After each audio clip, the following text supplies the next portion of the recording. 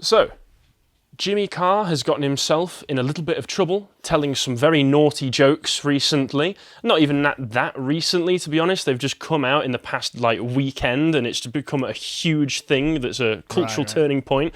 So this is where I first heard about this. A gypsy author called Mikey Walsh, who I've never heard of before, who's got books called things like, The Gypsy Who Rode the Bike and stuff like that. Presumably self-referential stories about him being a child.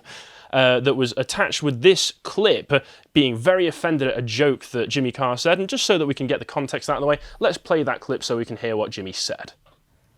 When people talk about the Holocaust... Dangerous start.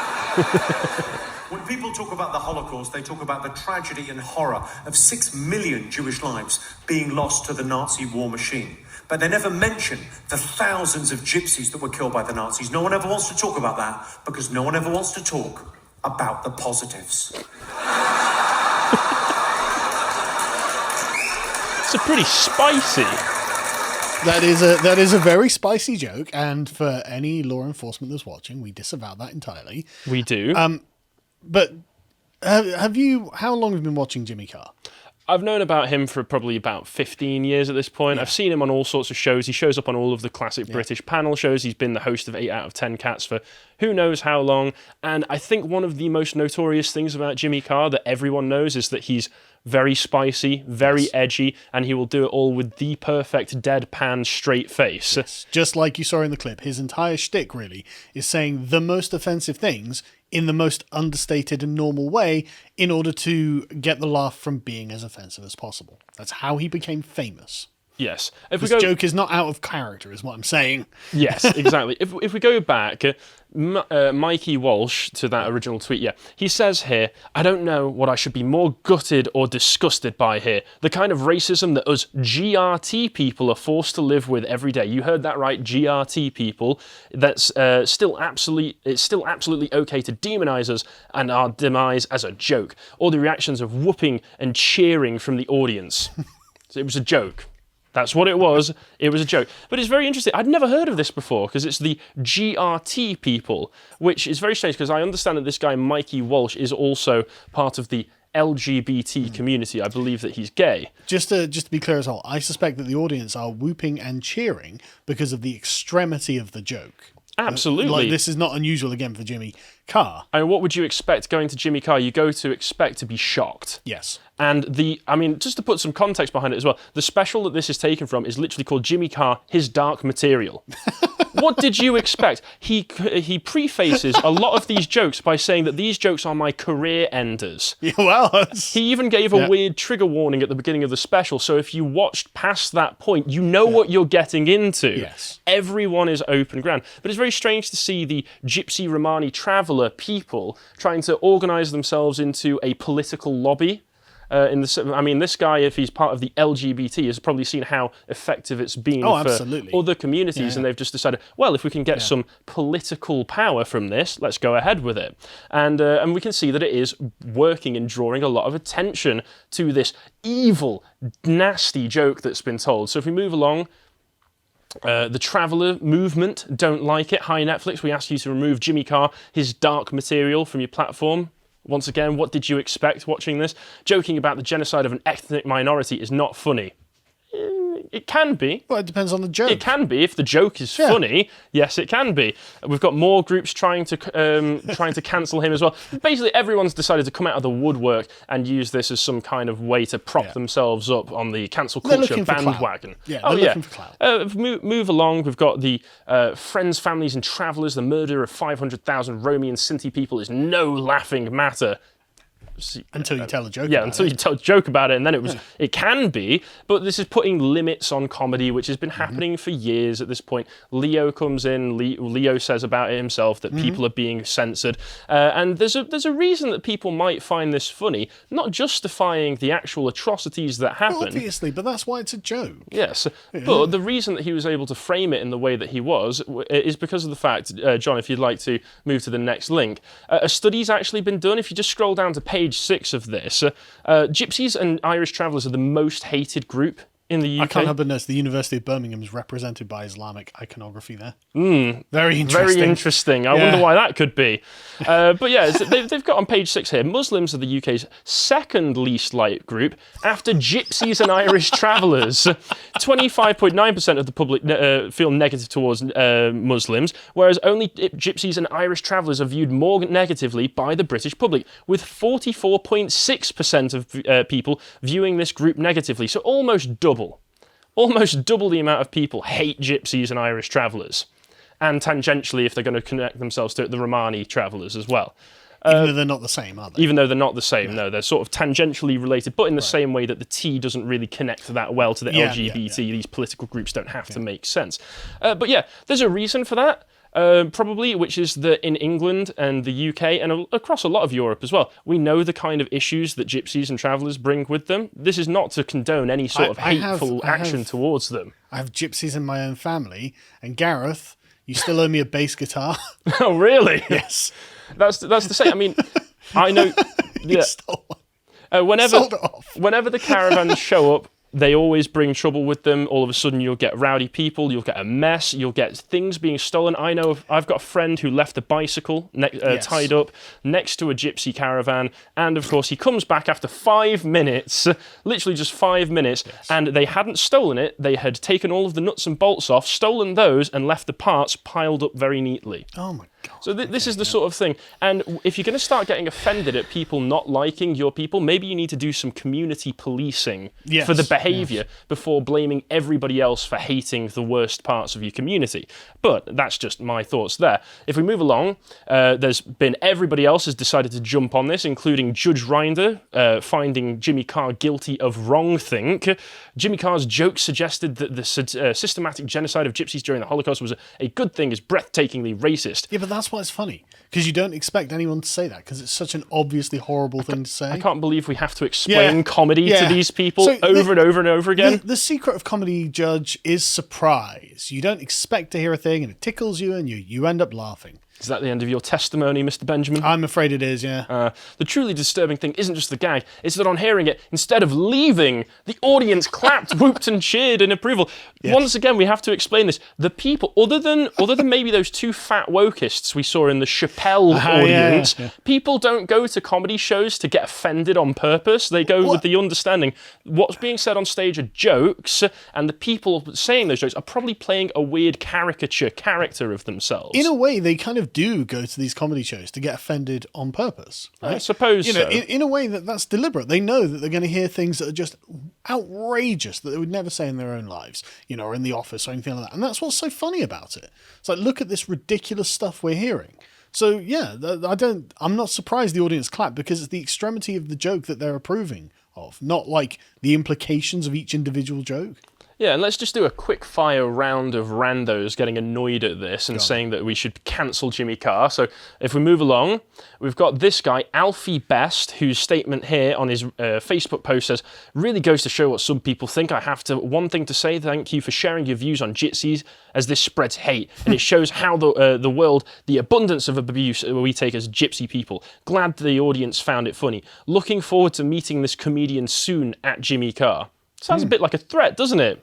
Well, and this guy is a... I would be shocked if it wasn't. I know, this guy is a gypsy Romani who's made quite a good money for himself as a businessman, but that threat at the end kind of not helping the stereotypes. Nope. Just throwing that out there. Yeah, you do this to yourselves. Yeah, move along, and we've got this guy. How confident is Jimmy Carr that the audience are on board with the idea that his joke was ironic? So another attempt to try and condemn the audience for laughing at the obvious joke. No, that's fine. Yeah, we've got another one. Ash Sarker decided to wade into this. Gypsy, Roma and traveller people are so demonised that many people, including, unfortunately, on the left, don't even see them as victims of racism. Because they're white.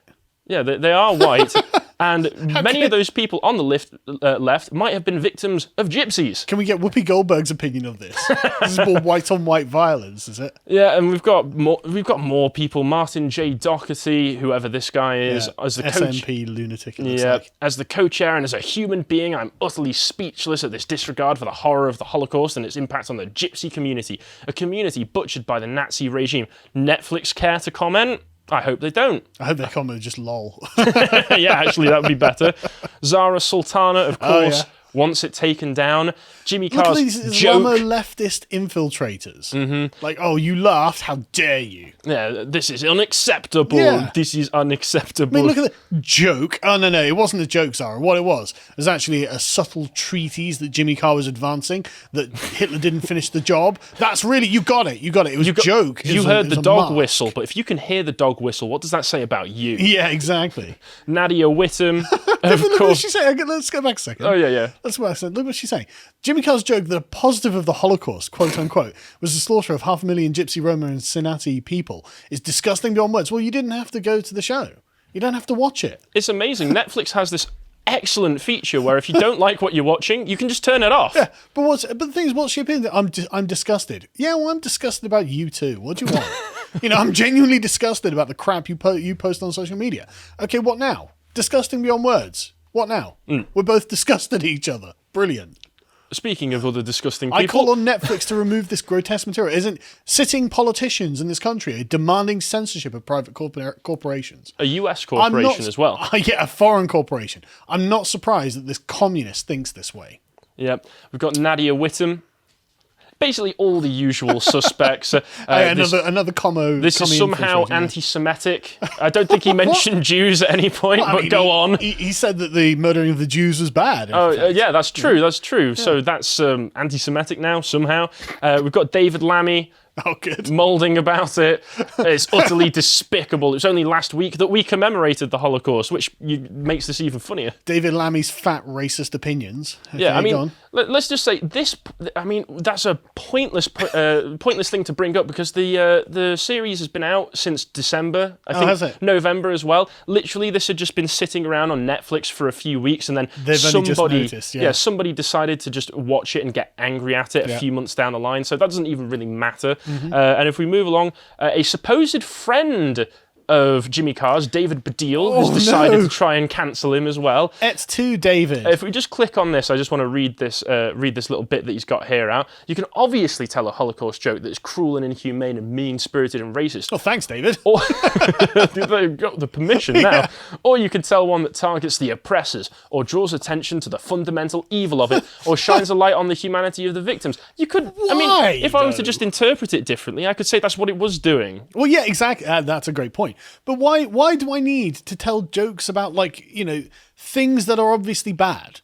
Oh, by the way, guys, we're a bit up in the air about the fundamental evil of the Holocaust. Quick, tell a joke at the expense of the Nazis, or else people might not know. Yeah, this is a stupid statement that is, David. This is the clafter that Leo talks about. They're not looking. The new comedians aren't looking for laughs. They're looking for clapter, approval. Yeah. But I mean, that's just the leftist comedy. Oh, you can't punch down, only up, and it's why leftist comedy isn't funny because you need a sociological dissertation to make sure that you're allowed to make the joke before you actually even say it. Yeah. Thankfully, there have been some people talking sense. Once again, the usual suspects. We've got Julia Hartley-Brewer saying, "Does anyone actually believe that Jimmy Carr thinks it was a positive thing the Nazis murdered gypsies?"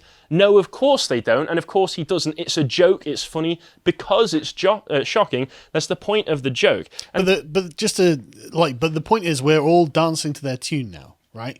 Like, there is no defense against this because we're accepting the premise that, we should be interrogating whether this was good or bad. It's like, look, if you're going to sit there and whine about a comedian leftist, I just don't care about your opinion, and I'm not obligated to listen to it either, incidentally. Yeah, and the best thing about this is that even before this all came out and happened, before the special even was released, Jimmy Carr has addressed this sort of stuff before and said that he hates cancel culture and that he won't let it affect his comedy, which, respect to him, he hasn't and doesn't seem to be so far.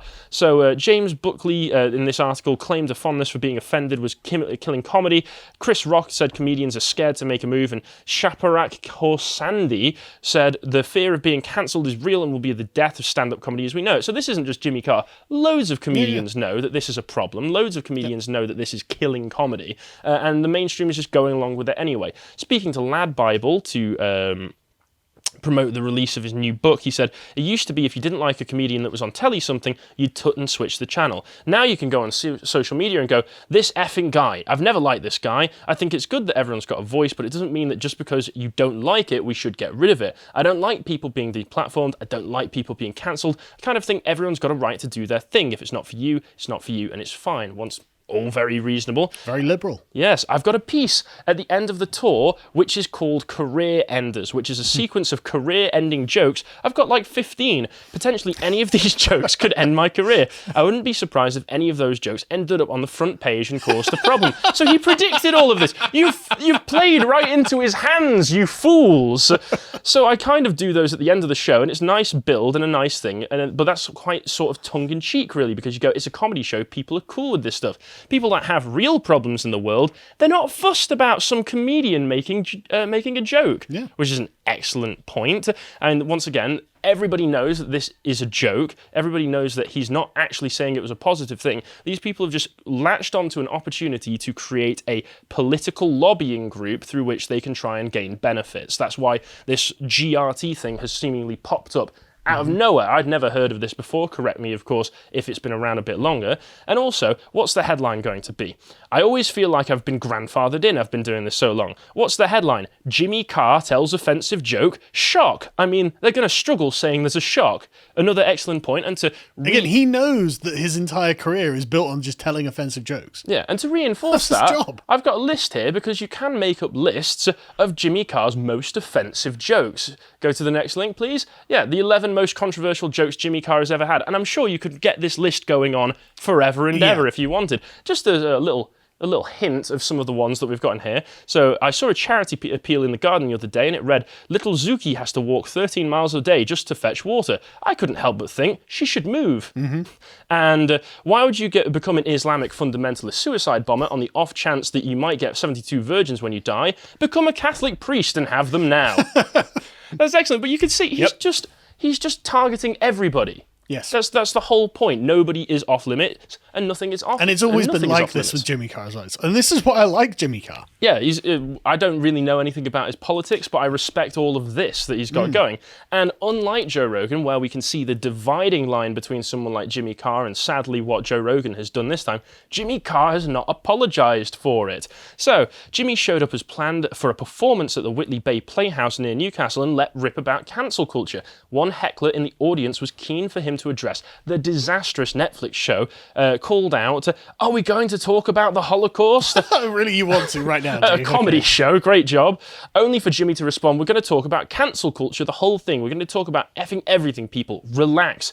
He then chose to interpret the outrage at his offensive joke as symbolism for the end of freedom of speech. I mean, seems pretty reasonable interpretation to me. What else could it be interpreted as?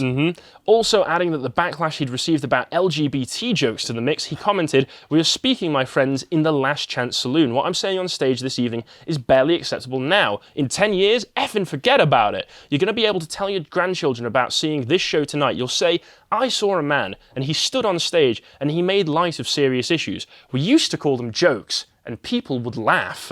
He added ominously, the joke that ends my career is already out there. Which is probably true. Yeah. He's got decades of material. Someone's going to pick up something eventually that's going to make everybody, all of these people that we've seen, just completely drop him and try and put him in prison. But isn't that amazing though? Now you've got this the beast of social media that is patrolling and it's currently hunting. And the comedians themselves are like, yeah, well, the joke that is going to end me has already been told. And and so he's, in his opinion, he's living on borrowed time. And that's what happened with Rogan. Some of those clips that we were looking at were 10 years old or more. And this is what we're doing to our cultural stars. So why are we allowing this to happen? Or we could just ignore what's happening on Twitter. I think that would be the most productive thing that we could do. I think that's correct. And they go on to just talk about some other people commenting on this. While Jimmy perceived himself as a brave and courageous comic fighting against cancel culture, which, sad to say, he absolutely is. When he's on stage talking about this sort of stuff, he is kind of like the heroic warrior taking the last stand against the establishment. Good on him. I mean, he's made his money, so he's fine. But but still, it still helps the rest of us for someone to stand up for it. My big fat gypsy wedding star, Paddy Doherty, felt otherwise, branding him no better than Jimmy Savile. Sorry, did you tell an offensive joke? You're basically a kiddie diddler. Are you really making that comparison? Jesus. How is he anything like Jimmy Savile? That wasn't a joke he blasted, arguing that he should be investigated by the police. He's talking about mass murder being a positive. Would he be allowed to say this about black people being killed by the KKK? He probably already has some jokes about that, to be fair. Yeah. So, and if he hasn't, you're giving him just ideas. He's going to be, that's a great idea, actually. If I'm not cancelled yet, I will be soon. Yeah. And then this is moving past the social realm of social media trying to cancel him, as we've seen from MPs, to the political realm. And it's not just the leftist ideologues that you're expecting. Sajid Javid has been saying that people should boycott Jimmy Carr. In a new interview, move along, John. Yeah, in a new interview with Times Radio, Javid said the joke was horrid, adding, "I think we should all have a right to react to that, and one of the best ways anyone can react to that is to show these platforms what they think about Jimmy Carr by not watching or listening to him, and that will send them a strong message." A cabinet member has joined the Islamo-leftist infiltrators in the opposition for calling for Jimmy Carr... You almost did it. I did. To be deplatformed from a foreign company. Wow. And to be fair, What is wrong with you? I know this is not the way that Sajid intended it, but there is some sense to it, which is if you don't like it, don't watch it. Yeah, great advice, Sajid. I'll take that from it. Yeah. The SNP, of course, wants to ban jokes. Of course they do. Anne McLaughlin, SNP MP, the Gypsy and Traveller communities have enough to contend with forthcoming legislation attempting to criminalise who they are without this disgusting joke being called... I think it's the next one, John. Being called mainstream hatred of them. I don't believe in cancel culture, but he didn't do this accidentally. I don't believe in cancel culture, so cancel him. Yeah. But also, we're going to make it criminal. And it's not just the SNP who want to do this, it's the Conservative Party. Nadine Dorris has come out and basically gone, we're going to start banning jokes if you commit wrongthink, or if you tell jokes against the wrong people. That's verboten. That's not acceptable. Culture Secretary Nadine Dorris has suggested new laws would hold to account streaming sites from airing jokes such as those made by Jimmy Carr. Carr issued a trigger warning to the audience at the beginning of his 1-hour Netflix special, so anybody who stuck around past that, you knew what you were getting in for. How are we going to know this in advance? Mm-hmm. You know, we don't know what was highly offensive until the outrages hit social media. And the classic statement, offence is taken, not given. Yes. Speaking on BBC Breakfast, she said, "We are looking at legislation via the media bill that would bring into scope these comments from other video on-demand streaming outlets like Netflix." So it's interesting that we're already looking at future legislation to bring into scope these sorts of comments. Why? Why are you doing what the Islamo-leftists want? Is Britain the country, is Britain the nation that you want for people to walk around on eggshells, constantly worried that the next thing they're about to say will literally get them thrown in prison? I mean, we already are. Yeah, we already are, and this is where it's going. This is just making it worse. And it's also trying to censor the actions of a foreign company, as we've said. If we make it too hard for Netflix to do business over here, they'll just pull out business over here. Yeah. And any films, any TV series that will be done in conjunction with us are out the window. So that's not going to help anyone. Yeah, ruining British talent's ability to actually get a platform, the Conservatives. Mm-hmm. Ms. Dorris said the comments were abhorrent and shouldn't be on television, which is why they were on Netflix. But it was put to her that in a tweet in 2017, she'd claimed that left-wing snowflakes are killing comedy. Then you're one of those snowflakes now, aren't you? I'm starting to really hate the Conservatives. Oh, you're only just getting there? Yeah, no, but but look at that. Look, she says, well, that's not comedy. Yes, it is, Nadine. Mm-hmm. Stop being a leftist. You're meant to be a conservative. Stop listening to them. Block them all and do what you think is right, like you said in 2017. Here we go. I'm no angel on Twitter. Nobody is. But I'd just like to say that nothing I've ever put out on Twitter has been harmful or abusive. Right now... Oh, I can see Owen Jones tweeting, I always thought Nadine Dorris was an evil conservative, but actually I've changed my mind. And that's such a relative term as well, because the stuff that you've put on that may be acceptable now, Nadine, 10 years down the line, what's going to happen? But that last night, Jimmy Carr's comments, no one can call that snowflake or wokishness. It was just appalling. So she'll posture like a conservative on Twitter when it benefits her, but the second it becomes inconvenient, she'll just pick and choose which side. She'll just become a full-on, full-throated leftist cancel culture maniac. That's what she's become. Mm-hmm. And she also makes the statement that it's not restricting free speech because she's a conservative and she's very careful about that. Oh, shut up. Yeah, which just means that you're a liar, Nadine. And good on you, Jimmy, for standing your ground and not apologising. Hold strong, friend. Hold strong. Absolutely. Make them do their worst. If you enjoyed that segment from the podcast, The Lotus Eaters, you can go to lotuseaters.com to get access to all the premium content we have on the site, such as the Contemplation series, the one that went up over the weekend from Josh, being the Culture and Politics of Scotland.